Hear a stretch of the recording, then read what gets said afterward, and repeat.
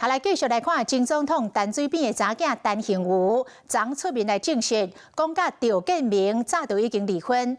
昨暗伊再度到 Google 的評論留言炮轟，講替趙建明擔6000萬的貸款。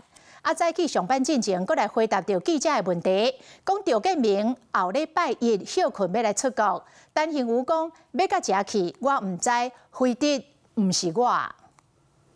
前總統陳水扁查某囝陳幸妤50歲生日這天來講離婚的消息，出面正是迄暝，佫佇咧前翁趙建明的診所 Google 評論，佫一擺留言給罵，新人店面送互趙建明，毋過貸款是家己咧立的，用家己的經驗來提醒大眾。貸款是你在繳。你們不能自己去查一些事情嗎？那我講一句，你們報一句，不是每一樣都靠我講嘛？有些事情我不方便講嘛，對不對？就上下班而已啊。我又沒什麼新聞。今仔日上班前，佫一擺停卡步用時間來回答媒體，並無正面回應診所送人的問題。毋過隨講到愛大家去追查查甫的行蹤。我們下午會去，他下午。不是你追不到他，他那邊有地下室，他下班就直接走了。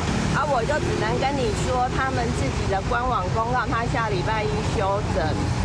他禮拜二新樓也休診了，有聽說我有網友跟我說他要出國，要跟誰出去，總之不是跟我。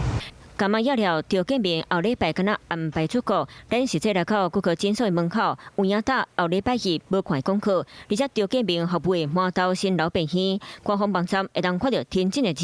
其實兩人離婚的消息公開了後，趙建明的診所備受關注，主要是因為佇咧台南市中西區國會街診所，實價電腦顯示，2020年已經用6000萬買落來，計當年用翁仔某政府的方式支出，不將房產登記趙建明的名，過去是翁仔某，即馬是田無溝水無流，關係看起來已經切看，不過這咱無了解的，攏一件一件鋪就台面。